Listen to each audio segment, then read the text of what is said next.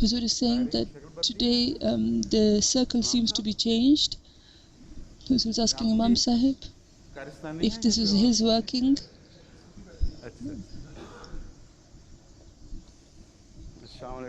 Assalamu alaikum wa rahmatullahi wa barakatuhu.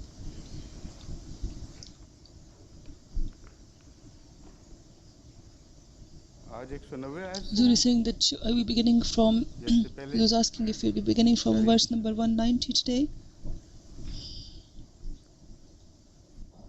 أعوذ بالله من الشيطان الرجيم بسم الله الرحمن الرحيم ولله ملك السماوات والأرض والله على كل شيء قدير.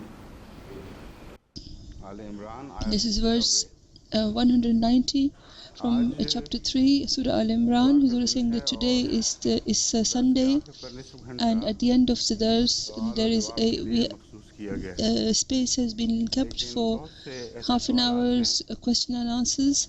But there are many questions which require a long answer, and some have is to do with a certain clarifications of previous dars, and because the questions reveal that people have certain misunderstandings, so those issues have to be clarified, and the confusion has to be removed. That what Huzur is saying and what are people understanding, how people are understanding them, and how research should be carried out, and what paths research should carry on. So Huzur is saying that today this is the reason why I'm discussing this short verse, and I'm going to speak about it in brief, and then I shall take up the questions, and then apart from that I shall talk about certain other matters. So for instance, something about Japan. They were saying that they think that we have forgotten them, whereas we haven't at all forgotten them. We shall discuss them later on as well. First of all, we shall come to this verse. وَلِلَّهِ مُلْكُ السَّمَاوَاتِ وَالْأَرْضِ. What does mulk mean here? The translation given, or the commentary on this in Aqrab al-Mawarid, says that it refers to everything which can be under the authority of someone. It is used in a plural form and in a in a masculine and in a feminine gender. Huzur is saying, Huzur's discussing how it's said, how feminine and masculine is said in Urdu. Huzur is saying that the Arabic pronunciation is sometimes different from Urdu pronunciation. There are many additions made in Urdu, and some of them are such which are continuing, and they are making their own space in the language. For example, the word hirqal, one of the questions is that I have said hirqal, whereas in Arabic the word is hiraqal. We are saying that hiraqal is not acceptable in Urdu, this pronunciation, and if I'm doing this in Urdu, then if I am going to mention hirqal, then I shall say hirqal, because that's the name by which the king is known in English. And these pronunciations, Huzur is saying that many knowledgeable people, many scholars who were masters of their own languages at their time, they also used to insist on their own pronunciation. For example, Hafiz Mukhtar Ahmad Sahib, he used to read Mubligh so many rupees. And once I had a discussion with him, and I said to him that I know that you are a great scholar, and you know very well that in Arabic the word is mablagh, not mubligh. He said, doesn't matter what it is, I'm going to say what my forefathers have used to say it, because he used to say mubligh. So those people who correct pronunciations, I wish to tell them that such small matters should not be given such great importance. A language is a continuing, evolves continuously. It's like a like a stream which gathers things along the way. But one thing is very important and it should be clarified. Sometimes when one speaks rapidly, then one can sometimes make a mistake in a pronunciation of a word of the Holy Quran, and there is no concession whatsoever. So if such words have been said mistakenly, although I know that the pronunciation is such and such, but someone, for example, if they tell me that you were reading it correctly and then in one place you had a wrong pronunciation, they are saying that sometimes if there is an inflection in the wrong place, and sometimes people even hear it in a wrong way, and sometimes when the mouth is dry, then this is what one wants to say, and one mistakenly says puts the inflection in the wrong place. Huzur is saying that in the recitation of the Holy Quran, if there shouldn't be even the tiniest mistake, we should not bear it. We should not say that people know it. It doesn't matter. We should not correct it, and you should immediately inform me if there is a problem with my pronunciation of the Holy Quran. Huzur is saying that the people who are present here, they should take care of this so that people don't have to send me faxes from far away. Huzur is saying that now we're discussing the word mulk.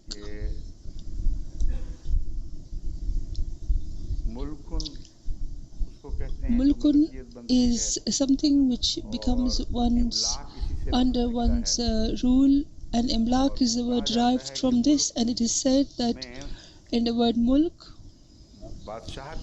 there is kingdom, and in milk there is the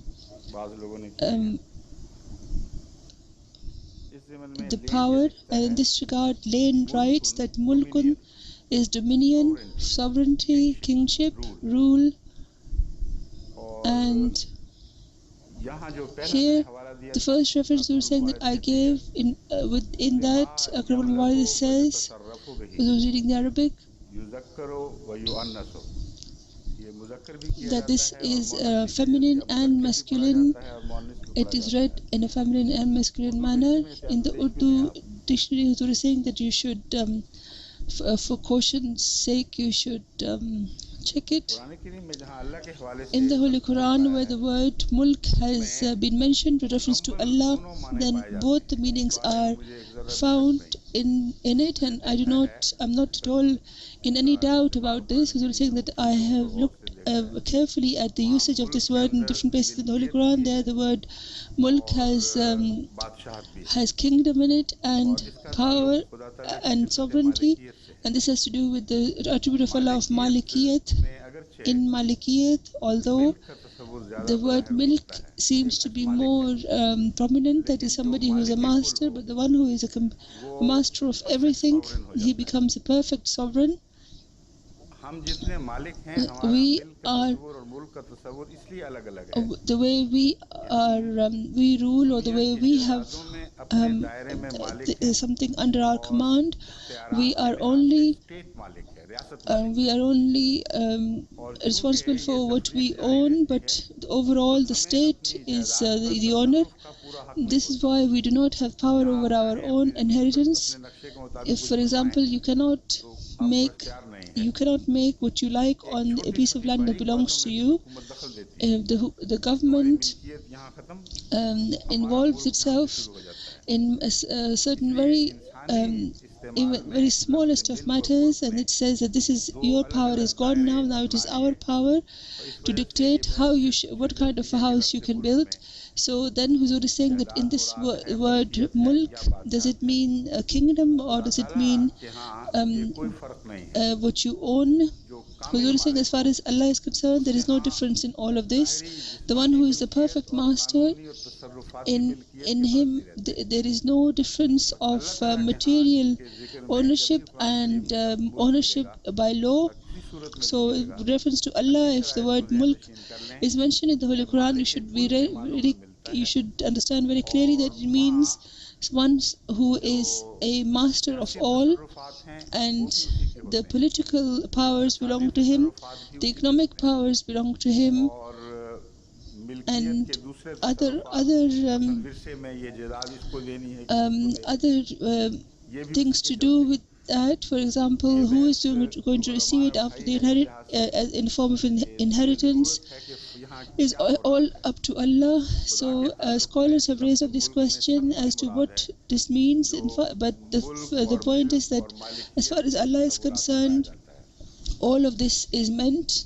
All of the meanings are meant when इमाम रागिब ने मुफ़रदात में which लिखा है are the आयत different वक़द forms of आतैना आला authority. Ibrahim अल किताब वल हिकमत व आतैनाहु मुल्कन I अज़ीमा, was reading some यानी मुल्क से verse Murad of the Holy अल्लाह के Quran. लिए This अल मलकुल हक one gentleman has ये said आता है, इसलिए that फरमाया लहुल मुल्क mulk वलहुल हम्द, walahul और hamd, फरमाया lahul कुल्लाहुम mulku walahul मालिकल hamd. मुल्क He तुतिल says मुल्क that मन तशाओ Qulillahumma व malikul तंज़िउल mulki मुल्क tutil मिम्मन mulka man तशा। tasha wa tanzul गोया mulka मुल्क man से मुराद tasha. किसी So शय का गिरफ्त ले here लेना mulk और अपने means हुक्म से to उस पर तसर्रुफ grab करना है। something and मिल्क to गुड़ की have सिनफ और authority जिन्स over की है, it. So लिहाजा हर मुल्क मिल्क every है। mulk ये is हज़रत milk. इमाम This is रागिब ने Imam वही Raghib बात has बयान फरमाई said है the जो मैं same आपके thing which is सामने already अर्ज़ saying that कर I रहा have हूँ। already explained खुदा के यहाँ जब to you, लफ्ज़ that मुल्क when the इस्तेमाल word होगा mulk is used for the sake Kamil of Allah, कैफियत में then it कुछ means that something which is ज़ाहिरी completely in सूरत में भी his power, और within तसर्रुफ़ात की हर सूरत में his उसके power, कब्ज़ा कुदरत में है, इसलिए वो बादशाह भी and है it encompasses और it मालिक भी। completely. So he's a sovereign and he is the master. सरदस्त तो For now, Huzur is यहाँ saying इतना ही that कहना this is काफ़ी है। enough to say this तफसीली much. नुक्ते से मैं देखता Huzur is हूँ, saying अगर that let कोई me ख़ास look at बात this काबिल ज़िक्र हो तो from a सुनाऊँगा। from the commentator's point of view, and if there's anything important, I shall discuss it with you. ये बहस उठाई है कि The यहाँ लिल्लाहिल question मुल्क has की been क्या raised as ज़रूरत to थी, what was the point of क्या having ताल्लुक़ Lillahul है। Mulk here. तो What is the एक मुफस्सिर relationship? कहते And हैं one of the क्योंकि इससे commentators say पहले that गुज़र because चुका है before this इन्नल्लाह it said, फ़क़ीरुन व नहनु in अग़निया, Allah ये बहस faqir wa हुई nahnu इसलिए aghniya. कौन गनी This है कौन फ़क़ीर है, discussion has taken place as to तो who नतीजे is ये the निकाला गया है लिल्लाहि ghani and मुल्कु who is the समावाति वल अर्ज़। faqir. So the conclusion here has been drawn that to Allah belongs all the mastery.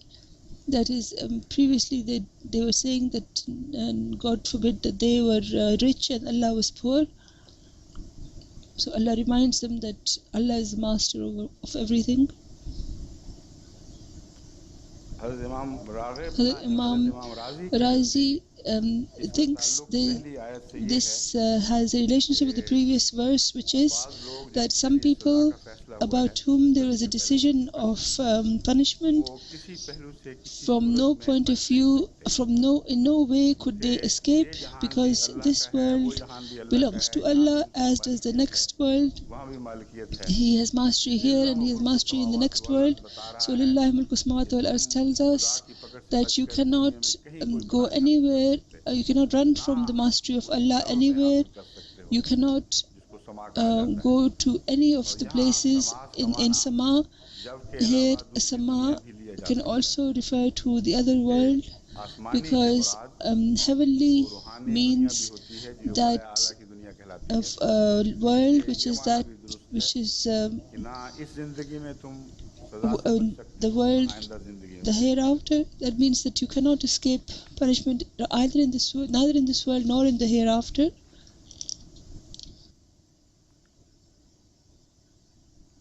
लेकिन सिर्फ सज़ा तक However, महदूद करना to दुरुस्त नहीं, confine this merely to क्योंकि punishment जज़ा is का not भी तो correct, ज़िक्र है। because reward is also being इसलिए mentioned. खुलासा कलाम Therefore, यही है और um, इसी पे मैं इस बात को आज ख़त्म करता हूँ in conclusion, Huzur is saying, I wish to say, and लिल्लाहि this is where मुल्कु I want to end समावाति this, वल that अर्ज़ि Lillahi वख्तिलाफ़िल mulku लैलि वन samawati wal नहारि ardi wa ikhtilafil layli wan nahari la ayatin li ulil albab. इसमें In खुदा this, ताला ने Allah आयात उलिल has अलबाब का भी जिक्र फरमाया mentioned है, ayat li ulil albab as इख्तिलाफ well. रात और दिन So का भी जिक्र the फरमाया है। ये difference, दरअसल the changing खुदा of the day ताला and the का night are इस also दुनिया में mentioned, जो and तसर्रुफ है this बिलखुसूस, refers to Allah's और उस पे आसमानी power in this मुहर्रिकात world, जो असरात and होते because हैं of that, उनका जिक्र है। different वो ज़माना है things that मुसलमानों की कमज़ोरी का, come to एक पेशगोई pass की जा रही is है being mentioned, कि that तुम there is a time अहले किताब से that खुसूसन और मुशरिकीन से भी Allah is कसरत से दुख देखोगे, prophesying that बहुत तकलीफ दे the बातें Muslims सुनोगे, will मगर be hurt, तुम्हें ऐसा नुकसान but नहीं they पहुंचा shall not सकेंगे harm you. कि तुम्हारे आखिरी That गलबे की राह में गालिब so in हायल हो such a जाएं। way that they वो can गलबा तुम्हारा मुक़द्दर they can है और interfere in your लाज़िमन तुम final फ़िक्रमंद हो। victory. That victory ये is मज़मून है definitely जिसको यहाँ उठाया going to जाता है। become yours, और and this is the subject that has been Allah taken up ताला here, and इन्ना and फ़ी ख़ल्क़ि समावाति वल and अर्ज़ि वख्तिलाफ़िल लैलि, in ये तो दूसरी आयत है। मैंने Huzur is asking where that verse is.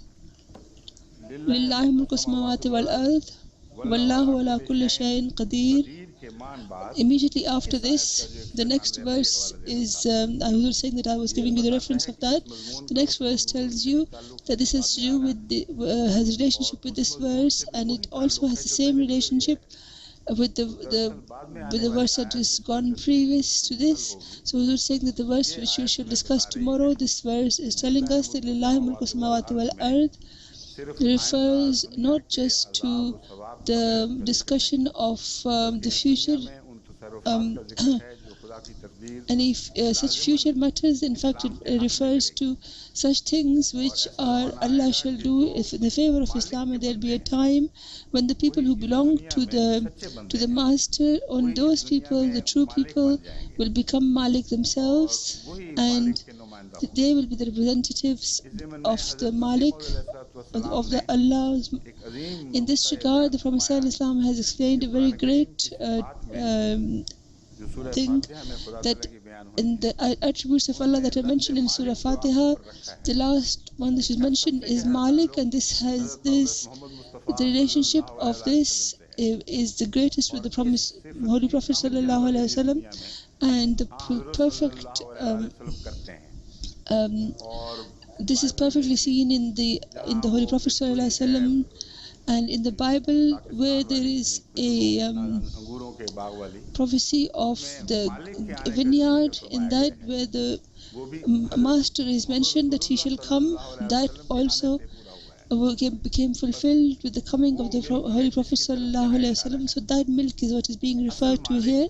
The real milk and is the Holy Prophet sallallahu alaihi wasallam. And over these people you have temporary victories, and you are exceeding in hurting them, but do not forget that it is Allah's mastery, and He shall show you very clearly, and He shall show you who is a true servant of Allah, and who are the people who are to be granted such ascendancies and authorities. So this is to do with the victory of Islam, and the same subject is taken up in the next verses as well, but it is one cannot say that it does not mention the punishment and reward. That this is not the actual relationship here, though. This is not the actual reason for this. This is not the actual message of this verse. Huzur is saying that I have combined this with the prophecy in the Bible about the Holy Prophet sallallahu alaihi wasallam. Huzur is saying that this we have seen before our eyes. It began in the time of the Prophet sallallahu alaihi wasallam, in the time of the Muslim Maud Anhu. It still appeared as if it was a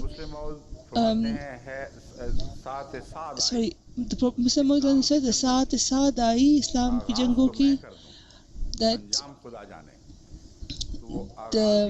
this was a time of fighting, and he said that I shall begin this, and only Allah knows how it will end, or when it will end. Huzur is saying that the Prophet ﷺ has mentioned such a similar subject, which is exactly similar to this, in the book of the Prophet ﷺ, which is called How to Obtain Freedom from Sin. So people should not think that I'm making this up from me. The Prophet ﷺ has said very clearly that the beginning of my advent shall be in a mist, in a fog in the beginning, and then the future time shall people shall see me on the white minaret, and people will very clearly see my signs. So alhamdulillah, we are entering into that phase in which had to do with which were prophesied previously. Huzur is saying that I should talk about this later on tomorrow, inshallah. At the moment, I wish to discuss other matters. First of all, there is a complaint from Pakistan. There's a friend of mine who was speaking about some joke. He was saying that I was saying that it is a very cruel thing that in our people, in our country, some peoples are made the symbols of certain characters or certain evils, and the farmers' society who are found in Punjab, this is especially found. The sin is found in this, that the foolishness in every joke is ascribed to a weaver, and if it's about religious matters, then they refer it to Sikhs. So they're saying this is an ignorant manner which is not permitted by the Holy Quran. But because this joke has been referred to a weaver, so if we remove the word weaver from it, then it could not have been of any benefit. You could have expressed it, and you could have said that your personal feelings were against that. But those which were in favor of the Holy Quran, Huzur is saying that the reason why I'm saying these personal feelings is because I have a lot of vigor about this, that in some places some certain peoples are humiliated who are actually their purposes for, who are actually the reason for their progress, and those people, those regions or those countries become humiliated themselves. So you should ignore, you should not, you should abandon such practices. So Huzur is saying that in the same way, a very sad weaver says that the people around me who were humiliating me, they hurt me by increasing in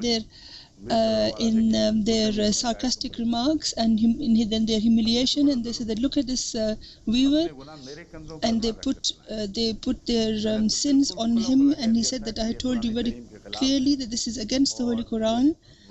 And the incident is this, that Huzur is saying that now we accept that we are called Mughals, and the Prophet ﷺ says that actually we are Persian of descent, and one of the reasons for this perhaps would have been that the Mughals lived in Persia for a while. Perhaps this could be, but the Prophet ﷺ said that we are actually a Persian of origin, and now Huzur is, now we are regarded as being a good a Mughal family, and we have been married amongst the Pathans and amongst the Sayyids. Huzur is saying that my mother was among the Sayyids, and Huzur is saying that I'm saying this to comfort that person, that I have seen myself, that those people who are regarded as being very intelligent people, I have seen such foolish people among them that one is amazed, and those people who are called good and kind, some of them are extremely bad, and so so much so that sometimes they become a sign of foolishness, and such people, Mughals, etc., and Pathans, etc., who are normally regarded as being very respectable and intelligent, they are also found some foolish people, but then they are referred to individuals. Huzur is saying that by chance, if a person who is a weaver, if he makes the same kind of mistake, people say that his whole people are foolish. This is why he said it. This has got nothing to do with Ahmadiyyat, and if found in Ahmadiyyat, this is a huge sin, because the Holy Prophet ﷺ, in his last final sermon, he crushed such horrible things under his feet, that such things which should be rejected and should be crushed against the feet of the Holy Prophet ﷺ. If those things find their way in our hearts, and this will be very sad indeed. And those weavers and those people who are humiliated will not be humiliated. It will be our hearts that will be humiliated if we keep such things in our hearts. Huzur is saying that this is the reason why I explained this, so that people this should not be. Huzur is saying that I wish to explain to people, but I have to say this because I have to teach people in this way. There's such people who are regarded as being small and insignificant. I have seen people among them who are very righteous and who have very good character, noble character, and who have bright minds. So everywhere you see this, you find this, and this has to do with the coming verse. But because today this person was sad, so I thought that his hurt should not continue for long. Huzur is saying that this is why I addressed this today. Inna fi Bismillahir-Rahmanir-Rahim. In this verse, Allah says, which is to do with Inna fi ikhtilafil layli wan nahari, etc. This verse, Huzur is saying that I shall mention this later on. As far as the news from Tokyo is concerned, by the grace of God, the work is going on very well, and the Japanese people send messages of they have incredible examples of how they appreciate such works, and they express their gratitude, not just by words but by their actions as well. So they are extremely they have good manners, but their good manners are not embedded in their nature permanently, because they don't believe in Allah. So we should remind them we should inform them of Allah, so that they can have, because they do not have a personal relation with Allah. They have a relationship with a king, or they grant a king God's stature, but they don't have any personal relationship with the real God. So you should include this in your when you speak to them. You should say to them that we are ordinary people, we as far as manners are concerned, we are far behind you, and from that dust has been lifted by someone and turned into gold. Huzur is saying that this person, he made pure gold. Pure gold is made out of gold, but the Prophet ﷺ took some dust and turned it into pure gold. And Huzur is saying that from the blessings of the spiritual blessings of the Holy Prophet ﷺ, we have this great revolution in our morals that has occurred. Huzur is saying that I do not intend to lecture everyone, but you should keep this in your mind, and wherever anyone has the character of acceptance, then there you should express and try to explain to them with love and understanding. He says that in Tokyo, of the TBS television, came and spoke to the people in our camp, and a member of parliament, Sati Suki, with Sahib, I think Huzur said, came among us, and when he saw our task, our work, he was very impressed, and his wife was with him as well. And then there's a company of Japan who Mr. Villa, Huzur saying perhaps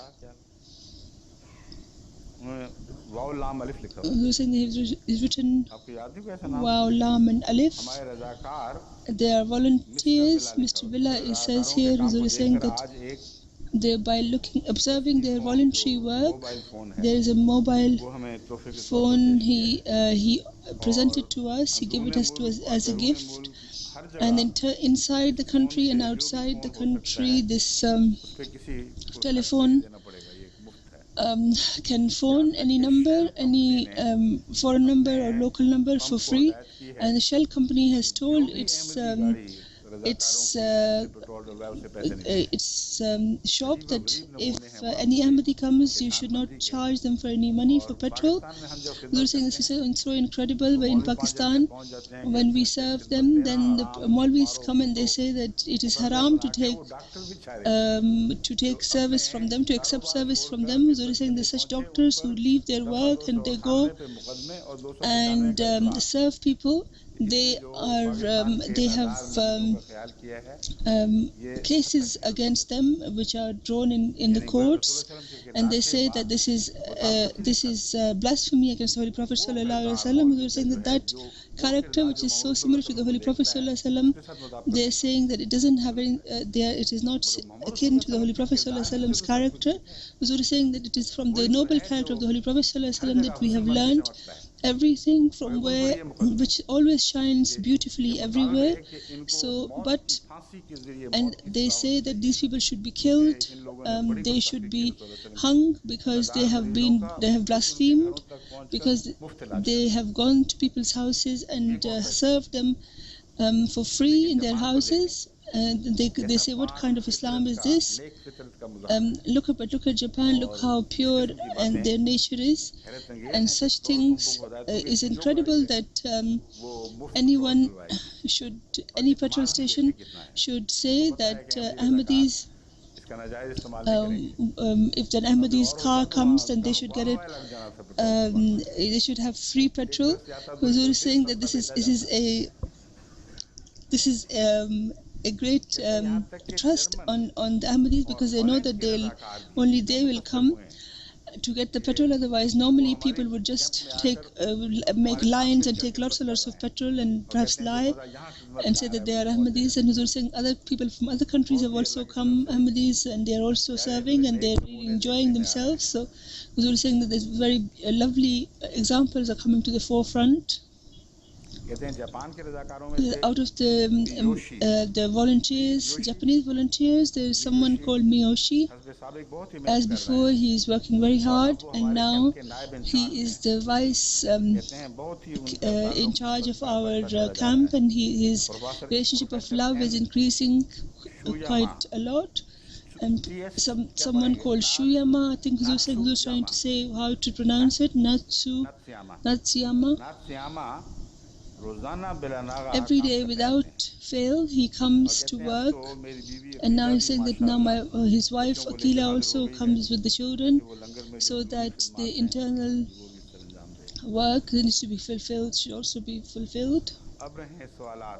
It needs to be completed. Some other tasks that need to be completed should also be completed. Now Huzur is saying that I wish to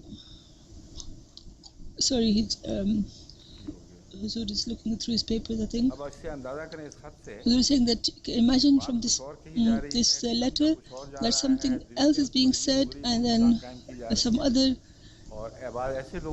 such confusion is being thrown. Huzur is saying that sometimes some people say something from whom we cannot expect certain things. A gentleman served as a doctor in Africa, and he had often had clashes with Christianity during his preaching activities, and because of this he studied the Bible, and he has published some pamphlets. But what he thinks of the dars, it is quite strange. He says that from your dars the impression has been made, which is, Huzur is saying, I'll tell you, which that no prophet can die. Huzur is saying that I didn't say this, and neither did the Prophet ﷺ said. And Huzur is saying that Huzur is doing a joke that the thing which was not mentioned, that the person didn't like. Huzur is saying that the Prophet ﷺ's reference says that it may well happen that a prophet could die, but we do not know yet of any prophets being killed. So Huzur is saying that I made this very clear, but perhaps he wanted to show me some references, so he got an excuse to do that. Huzur is saying that such mistakes often happen. Perhaps the way I have mentioned it might have been a mistake, but the thing that makes me hurt me, and I'm strangely, which is a strange thing, which is this conclusion that he has derived, that Jesus was a Jew, and he came to the Jews, and the Jewish history of prophets, no one knew better than Jesus. In this, Huzur is saying that the things that are hidden and concealed in this, I shall tell you later on. So very clearly, he said that Jesus said that the Jews had killed someone. Huzur is saying that look what despicable things are hidden in this. That who says that the Bible is their book? Huzur is saying that the Gospels were revealed to Jesus, and from that to say that who knew his people better than Jesus, then who would know better than Jesus about this? To derive this conclusion is completely wrong. It's the same allegation that the Orientalists level against Holy Prophet ﷺ, that because the Holy Prophet ﷺ knew this is why it is mentioned the Holy Prophet ﷺ was used to say what Allah told him, and every prophet whose book, whether it's big or small or whether it's law-bearing or non-law-bearing, he always says what Allah teaches him. So about Jesus ﷺ, to think, to regard that because he was from a Jewish people, this is why he was witness over the Jewish peoples, and therefore his saying that someone had been killed means that he must definitely have been killed. This is a completely wrong conclusion to derive from this. Huzur is saying that this is going away from the Holy Quran. And the Quran says it very clearly that you used to kill prophets. Then what's the sense in going to the Gospels? And this is the other horrible thing in this is that the Holy Quran's statement has not been given any importance. If Jesus had not sent this from his personal self, then this historical event may have been doubtful, and this doubt would have also been thrown on the Holy Quran. So what we are saying is the Holy Quran mentions the death of the killing of prophets. Nobody denies that the Holy Quran mentions this, and this conclusion is that there has been leveled that it has been said that I have said this is wrong. It definitely means the murder of prophets does not mean a physical murder. It has some other meaning. Huzur is saying that I did not mention anything like this. It was not in my mind to say anything like that. The Prophet ﷺ has also, despite the fact that that apparently you can arrive at the conclusion from a verse and that it could perhaps happen. The Prophet ﷺ says that the killing of a prophet is not possible, and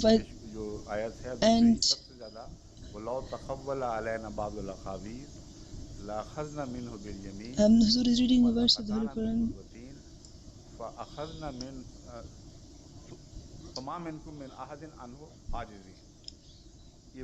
This is a famous verse. Huzur is saying, from this normally people derive the conclusion that the Holy Prophet ﷺ did not say anything against Allah. If he had, he would have been killed for definite. But because he wasn't killed, this is why it's proven that he was a true prophet. And keeping this in mind, and then another verse of the Holy Quran in which Allah says that وَمَا مُحَمَّدٍ إِلَّا رَسُولٌ قَدْ خَلَتْ مِنْ قَبْلِهِ الرُّسُلُ فَإِنْ مَاتَ وَقُتِلَ انقلبتم على أعقابكم.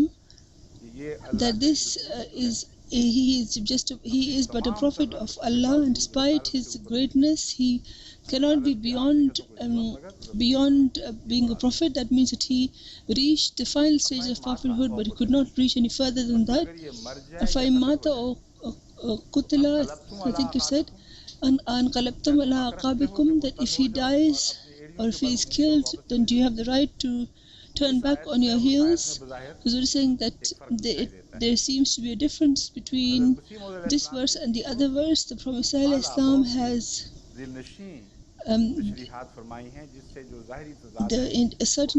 he discusses this so as to remove the apparent contradiction, but he says that this verse that I have just read, it is not impossible to say that a prophet could never have been murdered. This is the Prophet Islam's thinking, because here it is not mentioned, their spiritual death is not mentioned. It's not meant. Afa'im mata or qutila, it definitely refers to a physical death, and this is what the Prophet has said very certainly, that as far as I am concerned, the murder of prophets physically, it is not impossible, and you cannot rule it out. And after saying this, then he says in another place, which reference I have presented, that about no prophet, for certainty, with 100% certainty, can you say that prophet has been killed? He's sort of saying that this conclusion that has been derived at is completely clear and lucid, and then this further develops it and says, therefore, the Prophet Islam wrote that the certain death of any prophet has not been proven. So, and he's saying that without the lack of knowledge does not mean that something hasn't happened. Huzur saying this is what we were taught in the Jamia. Huzur is saying that this is a well-known point of law, that not knowing something does not prove that that thing has not happened. So therefore he says that because we do not have the knowledge, that therefore Zakaria must have been, John the Baptist must have been killed. Huzur is saying, how can they derive at this conclusion? Huzur is saying, look, wrong conclusion has been drawn here. It's the opposite of what it should have been. Lack of knowledge does not mean a lack of that thing has never happened. This is completely wrong. But if it is said that about no prophet, can you definitely say that a prophet has died, then or been killed? Then after that, there can be. But after this, if you insist that no, some prophet has died, then this is a contradiction. Huzur is saying that they made a weird concoction of things. Huzur is saying another letter as well has been received in this regard. And Huzur is saying that I have some references have been cited, and I have already received these references from Maulid Muhammad Sahib Shahid.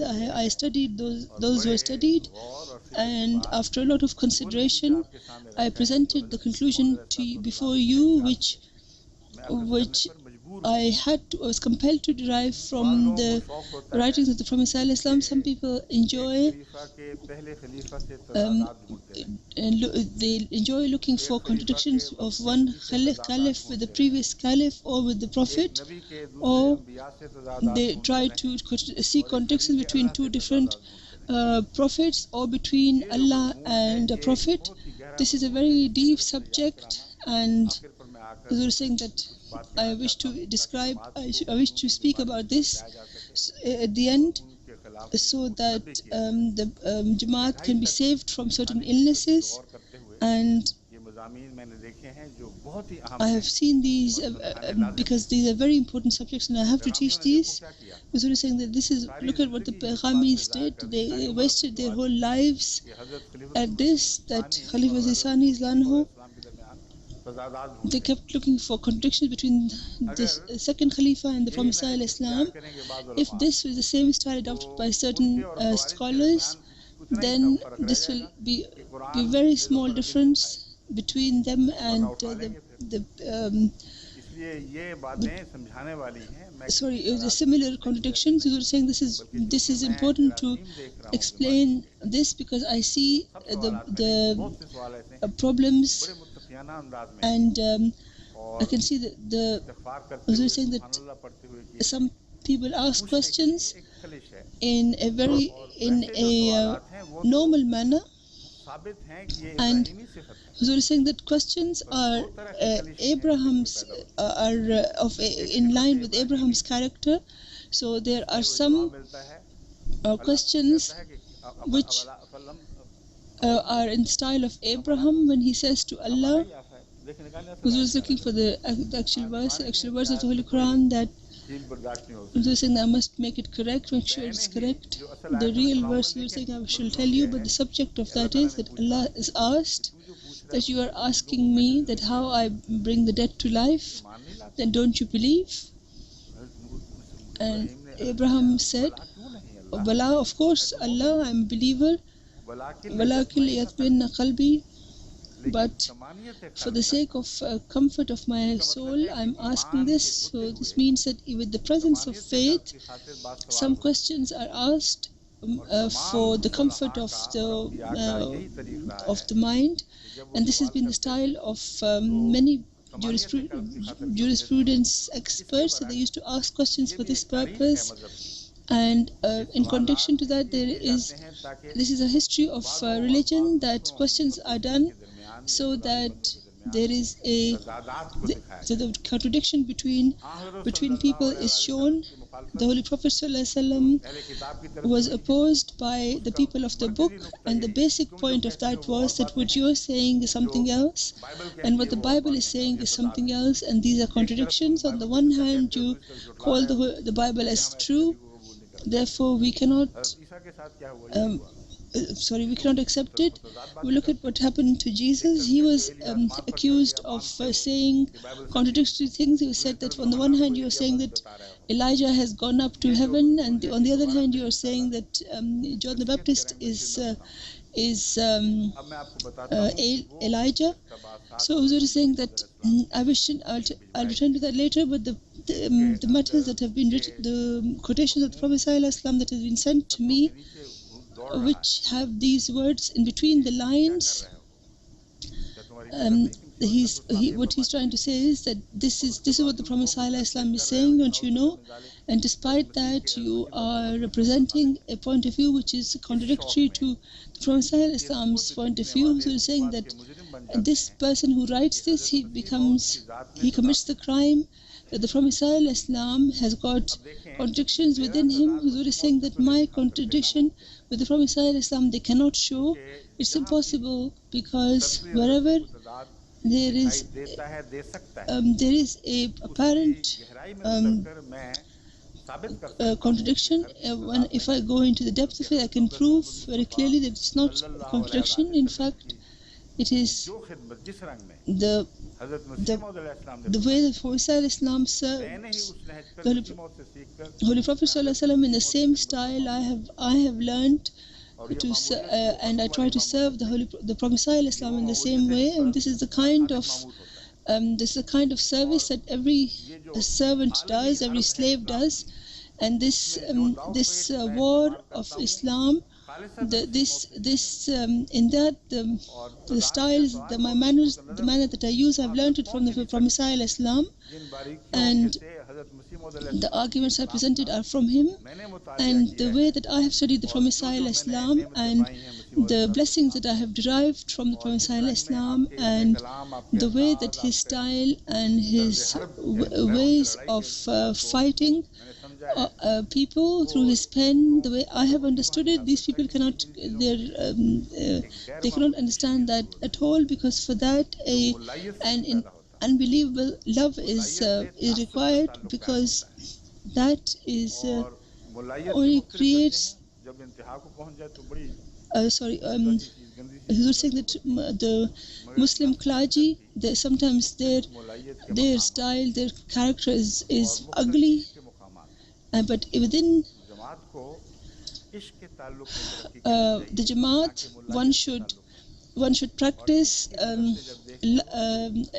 one should love, and one should practice, look at the relationship between one godly person and another godly person with love, rather than with the point of view of a Maulvi. And then you see the beauty.